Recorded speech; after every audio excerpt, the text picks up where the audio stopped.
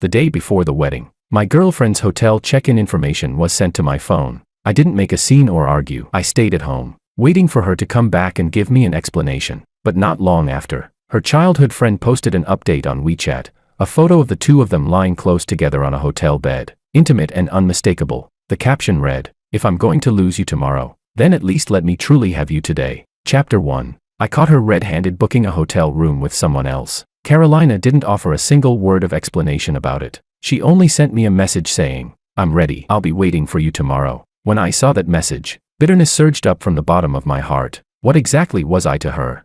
A second-best choice?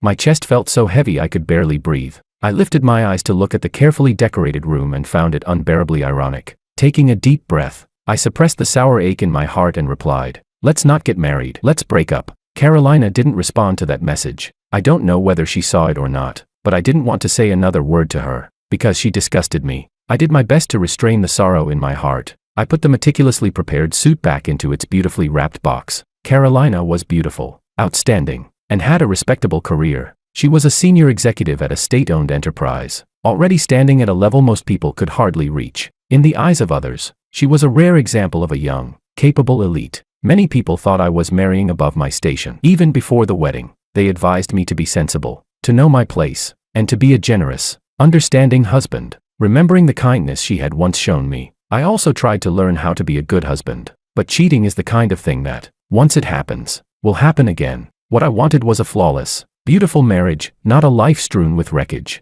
This was something I simply could not tolerate. Apart from my mother and my closest brother, no one knew about my wedding. So after making up my mind to break up, I sent them messages to inform them in advance. My mother was utterly shocked and kept urging me to think it over carefully and not act on impulse. It wasn't until I told her the reason that she fell silent. After a long while, she finally said, "All right, as long as you don't regret it, I'll support you." After taking care of all that, I cleaned up the carefully arranged marital home bit by bit. The wedding was cancelled, so there was no need to keep the wedding house. Once everything was done, I turned off my phone and went straight to sleep. As for what would happen next, I didn't care. But by noon the next day, I heard persistent knocking coming from outside the door. I deliberately pretended not to be home and let them keep knocking. When Carolina did something like that, she should have expected a day like this to come, just when I thought the farce was finally over, and life could return to normal. Carolina came to see me. Chapter 2. Her beautiful face was etched with obvious exhaustion, her clear eyes fixed on me without blinking. "Daniel, have you made enough trouble?" Her normally crisp voice carried a trace of hoarseness. I snapped back to my senses and looked at her coldly. "From what position are you questioning me right now?" "Daniel, stop making a scene. I'm really exhausted lately." Her tone softened, as if she were backing down. Yet even so, she still didn't explain why they had checked into a hotel together that day. I let out a cold laugh. Shuttling between two men, how could she not be tired? What does that have anything to do with me? I didn't want to keep going in circles with her. I stepped past her, intending to leave, but she grabbed my wrist. The moment her warm palm touched me, like a startled bird, I violently shook her hand off and glared at her in fury. "Don't touch me." Carolina's body trembled slightly as she looked at me in surprise. Her lips parted, as if she wanted to say something. "Carolina, if you don't want things to get ugly, then stop coming to see me, Daniel." Her tone grew heavier, tinged with displeasure. "You left me alone at the wedding venue and let everyone laugh at me. I'm already exhausted dealing with all of this. What exactly do you want from me? Can't you just sit down and talk properly with me?" "Talk about what?" "Talk about what you did after checking into a hotel with someone else." "Sorry, I'm not interested in your sex life." Carolina's dark eyes were pitch black, her expression so gloomy it seemed water could drip from it. Her voice turned icy. "Dirty-minded people see everything as dirty." "Yes, I'm dirty. I'm not worthy of someone as pure and upright as you." "Isn't that perfect then? Without me, you can find someone who is worthy of you." A chilling light flickered in her eyes. She seemed to be forcibly suppressing the anger in her heart. After a long, heavy breath, she said, "Daniel, whatever it is, let's go back and talk. My parents are still at home waiting for you to come eat." At the mention of her parents, guilt flickered through me. Carolina's parents were nothing like her. Her father was kind and easygoing. Her mother gentle and beautiful. They treated me very well, never shortchanging me in the slightest. Sometimes they even treated me better than they treated Carolina. Perhaps they believed that relationships should be reciprocal. They treated me well, and I would treat Carolina well in return. And just as they expected, I was endlessly tolerant of Carolina. In daily life, I never let her worry about anything. The first thing I did every day when I got home was cook her a hot meal. I just wanted her to be able to rest properly after a long, Tiring day outside, but I never imagined that while I tolerated her in every way, she never truly took me to heart. This matter had to be made clear eventually, so I didn't refuse her. I just didn't get into her car, I drove myself instead. Her expression turned unpleasant, but she didn't say anything. I followed her to her parents' home. Before we even entered, I heard her mother say, "We're out of fruit. Go buy some Daniel likes." "All right, I'll go right away." Her father walked over to the door. When he saw us, he paused for a moment. Then a kind smile appeared on his face. "You're back. Come on in. I'll go buy some fruit and be right back." I felt so awkward I didn't know what to say. On the way here, I had imagined them scolding me, blaming me for everything. I never expected that not only would they not blame me, they would greet me with smiles instead. In the past, I would always greet them warmly, wanting to leave a good impression. But now, the words of address stuck in my throat. I couldn't say them. Carolina took my slippers out of the shoe cabinet and placed them on the floor. I pressed my lips together, changed my shoes, and said, "Thank you." She paused slightly, her gaze toward me growing complicated. I deliberately avoided her eyes and walked inside with practiced familiarity. Her mother was still busy in the kitchen. Hearing our voices, she hurried out. "Daniel's here. Go sit on the sofa and rest for a bit. Dinner will be ready soon." She and her husband smiled generously, as if the cancelled wedding had never happened. Seeing her smiling face made the guilt in my heart deepen even more, but it didn't shake my decision to break up. I responded and sat down on the sofa, stiffly staring at the black screen of the television. Carolina poured me a glass of water and set it in front of me. "It's not your first time here. Why are you so nervous?"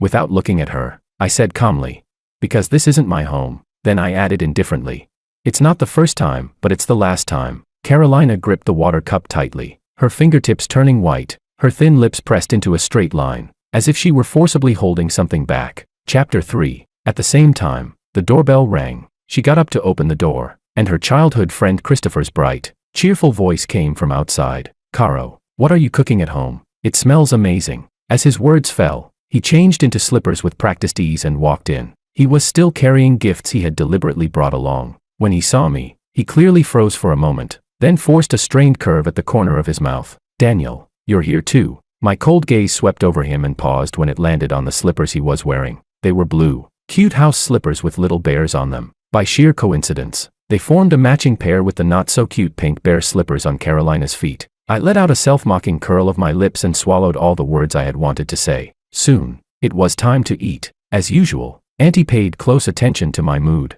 Afraid I might feel uncomfortable, she even asked Carolina to help put food on my plate. Carolina frowned visibly, her resistance obvious. She had always felt that serving each other food was unhygienic, like exchanging saliva. This same scene had played out before. Back then, she had looked completely puzzled and asked, "Why do people serve each other food? Don't you find that disgusting?"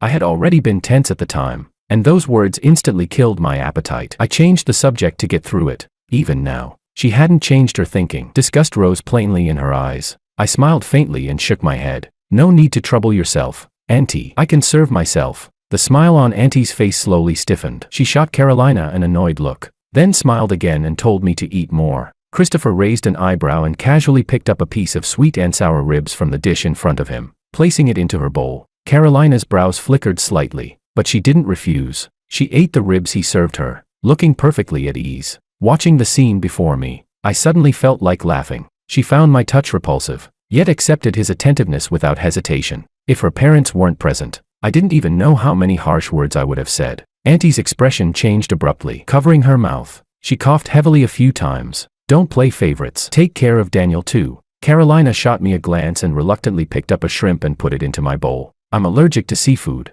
After all this time together, she still didn't know. From that moment on, the food tasted like nothing. I didn't touch the shrimp she put in my bowl. After the meal, it was still sitting there alone, painfully obvious. I ignored it and said with a faint smile, "Thank you, Uncle and Auntie, for the meal. But there's something I still need to make clear. Carolina and I have already broken up. I'm very sorry. Uncle and Auntie, I've let down your good intentions." Uncle and Auntie froze on the spot. Carolina clenched her fists tightly, staring at me in silence. Instead, Christopher was the one who panicked first. "Daniel, what are you saying? Why break up for no reason? Aren't you treating marriage like a joke?" Looking at his feigned ignorance, I felt nothing but disgust. I smiled lightly and asked back, "You really don't know the reason, Daniel?" Carolina cut me off. Her expression was dark, her face full of displeasure. "I've already told you. I only see Christopher as an older brother. Stop making a fuss over nothing." Christopher's expression changed, and the smile on his face could no longer hold. Chapter 4. I looked at her calmly and suddenly felt a deep sense of exhaustion. I slowly stood up and spoke softly to the still dazed elders. Uncle, Auntie, thank you for your hospitality. If there's another chance, I'll treat you to a meal. I just remembered I still have some things to take care of, so I'll be leaving first. Auntie was a sensible person and could tell that something was off. She stood up reluctantly. That's fine. Auntie's place is always open to you. Come by more often in the future. That wouldn't be possible. I nodded perfunctorily. After leaving Carolina's place, I went straight to my friend's home. Earlier, because of the wedding, he had helped me arrange the wedding cars. I still needed to take care of that. My brother Walter hurried to welcome me in. Then he brought out some popcorn, sat cross-legged on the sofa, and said, "All right, talk. What exactly is going on with you?" Personality mismatch. Different values. Naturally, we broke up. I said it lightly, but my heart felt unbearably heavy. Neither of us had expected something like this to happen right before the wedding. I didn't tell him the truth, partly to avoid things becoming too ugly and to leave some dignity for both sides. You've been together that long, and only now you realize your values don't align. Are you kidding me? I looked at him and smiled without saying a word. As a fellow man, how could he not guess the gist of it? Walter sucked in a sharp breath. Don't tell me it's what I'm thinking. You got cheated on. I pressed my lips together and didn't answer. My silence was an unspoken admission. Damn. I knew she wasn't sincere from the start, and sure enough, she played around until she was tired and then wanted to find an honest guy to take over the mess.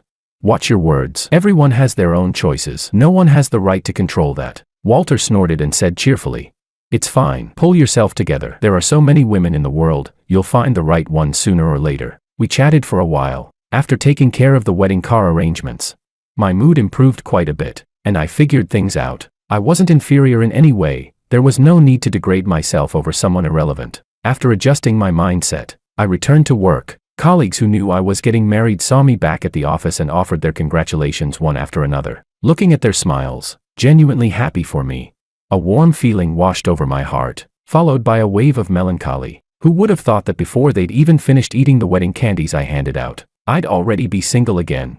Daniel, next you and your wife won't be trying for a baby, right? When that happens, you'll definitely take leave to accompany her during childbirth. Everyone knows the manager position is practically yours. If you choose family at this time, it won't be worth it. During lunch break, the colleague next to me rolled his chair over and whispered. I had indeed been troubled by this before, reluctant to give up a promotion that was within reach, yet unwilling to abandon the small family I had just built. But now, my dilemma had resolved itself effortlessly. No need to worry. I won't be making plans like that in the next few years. Won't your family urge you to have kids? I smiled calmly. No one has the right to interfere in my life. Whatever it is, it should follow its natural course. The colleague froze for a moment, then gave me a thumbs up. You're really clear-headed, but you're right. Life is our own. No one has the right to point fingers at it. Bitterness welled up inside me. If I were truly that clear-headed, I wouldn't have had to reach this point before turning back. After that, I shifted all my focus to work and deliberately avoided anything related to Carolina. Only then did I realize, when you truly want to avoid someone, it's actually that easy. 5 consecutive days, I didn't see Carolina. Just when I thought she had finally given up, she showed up at my door. I was carrying groceries I'd just bought. When I stepped out of the elevator, I saw a tall, graceful figure standing by my door. Carolina was holding a bouquet of vivid red roses. Her beautiful, delicate face carried an innate sense of superiority, impossible to ignore. I walked toward the door coldly, intending to unlock it. Daniel, let's talk. What's left for us to talk about? I glanced at her indifferently. Move aside. I'm going home. What happened before was my fault. I came to apologize. Chapter 5. I was surprised for a couple of seconds. I hadn't expected her to actually realize she was wrong. In the past, every time we argued, she never acknowledged her mistakes. She was firmly convinced that what she did was right, and instead thought I was the one making a fuss for no reason. She would just let me be angry, because she believed that once I cooled down, the matter would simply blow over. Perhaps this time she came because she sensed my determination to break up. I stood where I was, didn't open the door, and stared straight at her. Carolina, there's no need to apologize. We've already broken up. Daniel, I never wanted to break up, she said sincerely. My parents like you a lot, and I don't mind what happened with you canceling the wedding. Let's start over. Hearing this, my heart sank even further. This was the woman I had loved for a full 3 years. She didn't want to get back together because she couldn't bear to lose me, but because of her parents. Getting back with me was just a way to give them an explanation. How ridiculous. What did she take marriage for? I forced myself to stay calm, the corner of my mouth lifting slightly. Were uncle and auntie the ones who told you to come apologize to me? She said nothing, silently answering my question. Carolina, has anyone ever told you that you're quite hypocritical? I said calmly, my expression unruffled. A trace of surprise flashed through her eyes, as if she hadn't expected me to say that about her. Then again, she had been born with every advantage, winning at the starting line. From childhood, she'd been a little princess held in the palm of everyone's hand, with a highly respectable job and a beautiful appearance to match. Maybe this was the first time in her life that someone had ever spoken to her like this. Carolina, do you know what I actually want? You can tell me what you want, she said earnestly, as long as I can give it. I'll do my best to satisfy you. I curled my lips slightly and said with irony, you can't give it to me. All I wanted was her loyalty, her exclusivity. I wanted to be the one she chose without hesitation. Yet even such a simple desire was something I could never have, because in her heart, there was never really a place for me. Between Christopher and me, I was never her first choice. I took out my keys and unlocked the door, just about to go inside, when sudden resistance pressed against it. Carolina braced one hand against the door, her gaze heavy as she questioned me. If you don't say it, how do you know I can't give it to you? As soon as her words fell, her phone rang sharply. She hesitated for 2 seconds, then picked it up and looked at the screen. I was standing close enough to see the name flashing there. It was a call from Christopher. A conflicted look crossed her face. She didn't answer right away, while the caller clearly had no intention of giving up. I said, answer it. Don't keep people waiting. Give me a moment. She stepped back with her phone, preparing to take the call. Taking advantage of her inattention, I slammed the door shut with a loud bang. I stood behind the door, watching her through the peephole. Outside, she looked at the tightly closed door and let out a heavy sigh. As she answered the call, her figure soon disappeared from view. In just a few seconds, the hallway returned to its former silence, as if no one had ever been there, although I had long guessed how this would end. Seeing it with my own eyes still left me with an indescribable ache in my chest. Chapter 6. The next day, after washing up, I headed out for work. The moment I opened the door, I saw the roses placed at my doorstep. The roses that had been vibrant and dripping with color yesterday had dulled after sitting there overnight, no longer carrying the same splendor, as if they were reminding me of this pitiful life of mine. Before I started dating Carolina, I lived a carefree life. Whenever I had time off, I loved traveling to nearby places, checking in at different spots, slowing down to enjoy life. But she said those things were meaningless, that doing them was just a waste of time. From then on, I never traveled again. No matter how hard or exhausting work was, I always put her first, ready whenever she called. But I forgot one thing. When you do certain things too often, they eventually become something others take for granted. Pulled back from my memories, I picked up the roses from the ground and went downstairs. When I reached the trash bin, I tossed them in without hesitation. The cleaning lady nearby gasped in surprise. Sir, these flowers are still fresh. You're just throwing them away. I smiled faintly. I don't want them anymore. Flowers, I don't want them anymore. Carolina, I don't want her anymore either. I stopped responding to her, but she started copying what I used to do. She would bring me breakfast early in the morning, and in the afternoon she'd deliver afternoon tea. And not just for me. Everyone in the office got a share. My colleagues couldn't help teasing me when they saw it. Daniel, you're really blessed. Your wife is amazing at social relationships. She even knows how to help you win us colleagues over. Exactly. If I had a wife like that, I'd be secretly grinning all night. Maybe this is the sister-in-law's way of asserting her territory, subtly reminding the girls in our office. Her goodwill drew mixed reactions. Listening to them, I frowned. I had never told my co-workers who my wife was, nor did I deliberately talk about my private life at work. What she was doing was purely causing trouble for me. She was always like this, doing whatever she wanted, never consulting me, and all I could do was endure it. To avoid unnecessary trouble, if she wanted to deliver things, then let her. That way, I enjoyed a few days of solitude and gradually found myself again. However, what I didn't expect was that Carolina's mother invited me to celebrate her birthday together. Auntie had always treated me extremely well, but I also knew very clearly that I could no longer involve myself in their family matters, so I declined. Yet just after I turned her down, Walter invited me out for a meal, thinking it might be good to relax a bit. I agreed. What I truly didn't expect was that he booked the same restaurant as Carolina's family. I happened to be on leave that day, with nothing to do, so I arrived at the restaurant earlier than planned. Following the waiter's directions, I walked toward the private room, but before I even reached the door, I heard the sound of sobbing. Caro, if I'm willing to give up my current fiancé, and work hard to get uncle and auntie to accept me, can we go back to how things were before? Carolina didn't speak. She had her back to me, and I couldn't see her expression. Christopher's eyes were red when he looked at her. They were filled with reluctance and love. Because of his words, my heart plunged straight into darkness. A chill shot up violently from the soles of my feet. What did he mean by that? Had they been together before?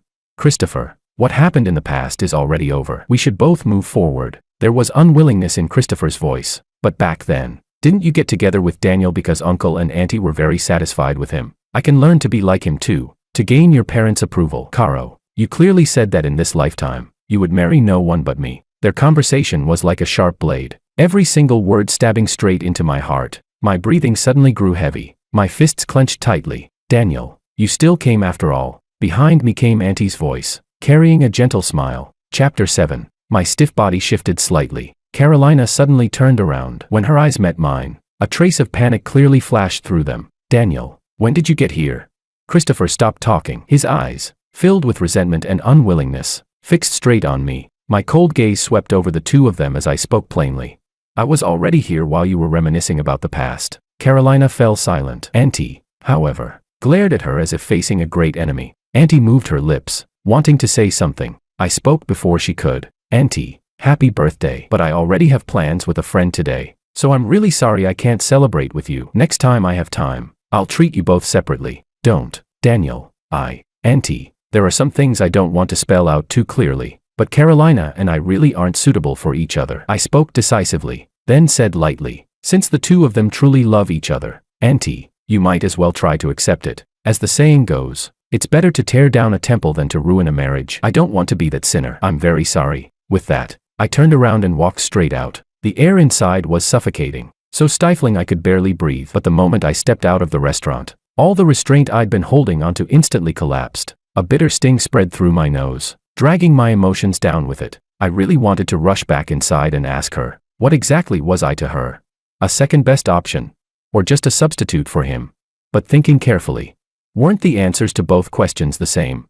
Because she didn't love me. Because she didn't love me. It didn't matter who it was. My thoughts were in chaos, my whole body trembling slightly. At that moment, music suddenly started playing from the convenience store nearby. Break up happily. Wish you happiness. You can find someone better. Quite fitting. And it sounded nice, just not suitable to listen to right now. I lifted my head, swallowed the surge of bitterness rising in my throat. After a moment's thought, I still walked into the convenience store. I picked a bottle of some unknown white liquor, then grabbed a cup of extra spicy instant noodles. After that, I drove straight home. My chest felt so heavy I could barely breathe. Right now, I just wanted to vent hard. Strong liquor paired with instant noodles bursting with spicy heat. I ate until my nose was running and tears streamed down my face. No need to look. I knew how miserable I must have looked. But after that self-destructive outburst, my mood instantly improved a lot. It was just that the alcohol left my mind hazy, draining me of all energy. I collapsed onto the sofa, eyes half closed in a daze.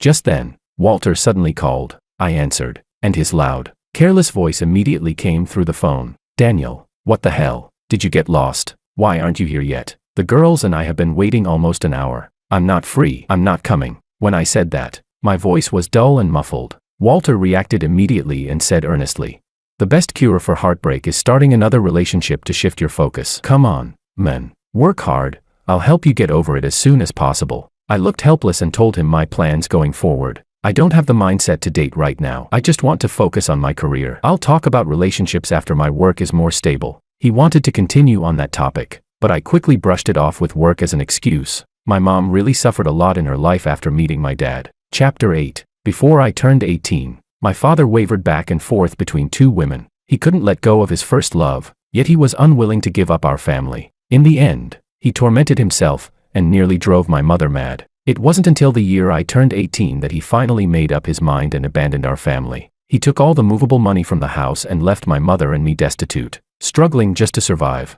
It wasn't until the year before last that my mother met her second husband. She once told me that feelings cannot be forced, and they certainly cannot be settled for. Once cracks appear in a marriage, it becomes very difficult to mend them again. That was exactly why I couldn't turn a blind eye to what Carolina had done this time. I hate people who waver. In my view, whether a man or a woman, one should remain absolutely faithful in marriage. But she also made me understand something. In this world, the only thing that will never betray you is the money that's already in your pocket. Rather than wasting time being sad, it's better to spend more time improving yourself. So after that, I not only blocked Carolina's number, but also blocked her parents' numbers as well. Repeated incidents had taught me one thing. If you're going to cut ties, then cut them clean. There can be no lingering attachments. I devoted all my focus to self-improvement and work. Every day became a straight line between home and the company, completely pushing aside anyone who could affect my mood. Daniel, how many days are we going on this business trip?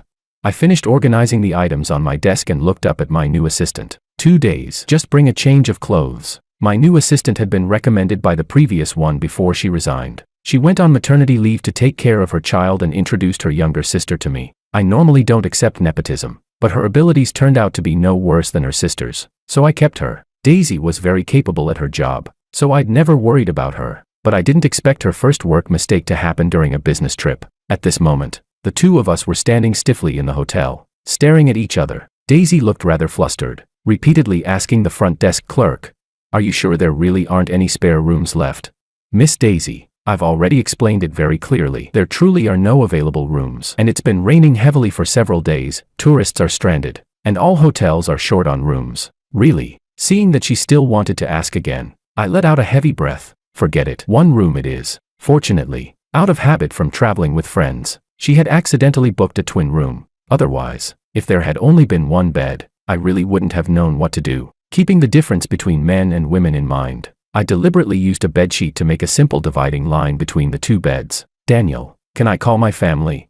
Seeing how cautiously she asked, I knew exactly what she was thinking. "Go ahead. If you're worried, you can do a video call. I'll explain things to your parents. Once the weather clears tomorrow, I'll book another hotel room. Otherwise, with a man and a woman alone in the same room, if word got out, it would affect both of us." Daisy nodded seriously. She followed my suggestion and video called her parents. At first, her parents were extremely agitated, almost as if they wanted to break through the screen and hit me. I patiently reassured them again and again that I would not do anything to her. Only then did their emotions slowly calm down. Still, they weren't fully at ease and asked her to keep updating the family at all times. I felt utterly helpless. If it weren't for the fact that I had something very important to deal with tomorrow, I wouldn't have minded sleeping in the hallway. "Daniel, sleep peacefully. I'll mute my phone. I won't disturb your rest." She curled herself completely under the blanket. Not even a strand of hair visible. Her voice was muffled. If you didn't listen carefully, you wouldn't even know what she was saying. I was extremely sleepy and fell asleep the moment I closed my eyes.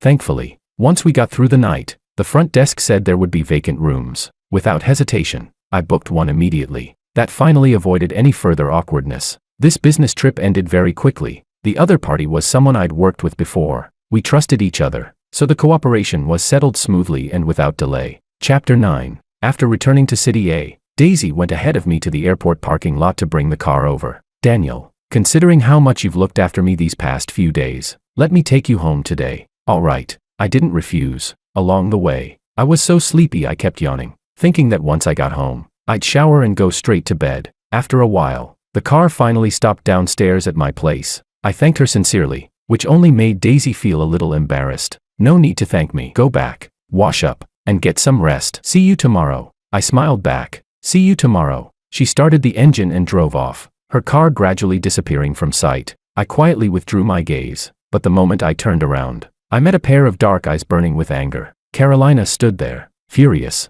her eyes filled with rage. "You went to a hotel and got a room with her."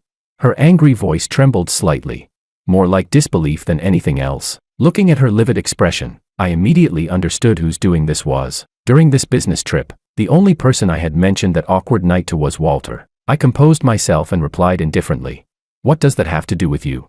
She sucked in a sharp breath and looked at me with a wounded expression. "Are you doing this to get back at me?" "Don't take yourself so seriously," I replied coldly, deliberately using her own words from before. Dirty-minded people see everything as dirty. Carolina's body trembled slightly, and she nearly lost her footing. Perhaps she was finally experiencing the anger I had felt back then. Unfortunately for her, it was too late. I thought that after this, she wouldn't come looking for me again. But the next morning, when I went out for work, I saw her once more. Carolina was still wearing yesterday's clothes, exhaustion clearly visible beneath her eyes. "Daniel, I bought you breakfast." She cautiously held out what was in her hands. I only glanced at it before looking away. I had never liked soup dumplings. Every time I acted as if I enjoyed them, it was only because she had bought them. In the past, I never once refused anything she gave me, but now, all I felt was irritation. I said calmly, "This is really pointless. Carolina, stop clinging to this. We should both move on." With that, I stepped past her and walked toward the elevator. Carolina didn't hesitate for even a second and hurried after me. "Daniel, I apologize for what I said before. What do I have to do for you to forgive me? Inside the cramped elevator, her urgent voice echoed in my ears. I looked at the tightly closed elevator doors ahead, my heart utterly calm. So this was what it felt like, to truly let go. Carolina, do you know what I'm thinking right now? She paused for 2 seconds. What? I'm thinking that it would have been better if I'd never met you in the first place. Or better yet, if I had cut my losses the moment I learned about Christopher's existence, then I wouldn't have wasted 3 whole years for nothing. Pain flickered through Carolina's eyes. She spoke with restraint, suppressing it. But for me, meeting you was my good fortune. Hearing that, I found it incredibly ironic. I turned my head and glanced at her. As the elevator reached the first floor, I stepped out, facing her eager, hopeful gaze. I said calmly, "Let my misfortune end here." This time, she didn't follow me. Chapter 10. I had just arrived at the office and taken my seat when a few photos were sent to me from an unfamiliar number. They were group photos of Christopher and Carolina. In the pictures, his face was lit up with an undisguised smile. When he looked at her, his eyes were filled with tender affection. Likewise, Carolina was smiling radiantly, leaning intimately into his arms. They looked so well matched, so picture perfect. I raised an eyebrow, glanced at them calmly, and replied to him, "The photos are taken quite nicely, but you sent them to the wrong person." After sending that message, I removed Carolina from my blacklist. Then I took screenshots of the messages he had sent and his previous WeChat post and forwarded them to her. Along with that, I added, "If you don't want things to get ugly, keep your men in check. Let this be the last time." Once I made sure the message had gone through, I put her back on the blacklist. After finishing all that, I instantly felt refreshed from head to toe. "Manager Daniel, congratulations." The moment Daisy arrived at the office, she had a bright, uncontrollable smile on her face. As she walked over, a takeaway coffee was placed on my desk. I raised an eyebrow. "What do you mean by that?" "I just overheard the boss talking on the phone in the elevator. It's already confirmed. You're being promoted to manager. As the first one to know, I'm congratulating you in advance. Don't forget me when you make it big." I was momentarily stunned. Just as her words fell, the boss called me into his office. Just as she said, I was successfully promoted. When I walked out of the boss's office, I couldn't suppress the smile on my face. I had known this day would come. I just hadn't expected it to come so soon. In the afternoon, I got off work on time. Then I received a call from Walter. The moment I answered, his excited voice came through the line. "Daniel, do you know what I just saw?" Before I could respond, he continued, "I saw Carolina and Christopher." Carolina looked really angry. She was confronting him. I felt no emotional fluctuation at all and asked calmly.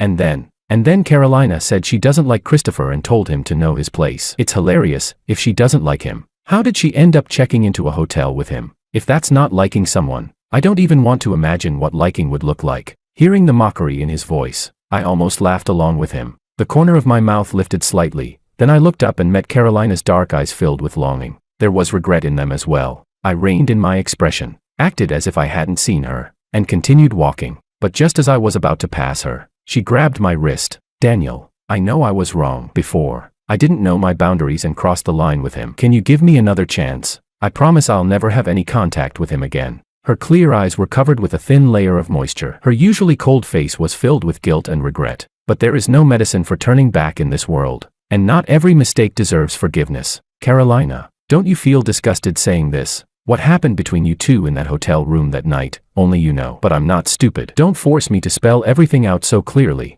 Carolina's face turned ashen. She trembled as she asked, "Can you really not forgive me? I was drunk that night. I don't remember anything at all."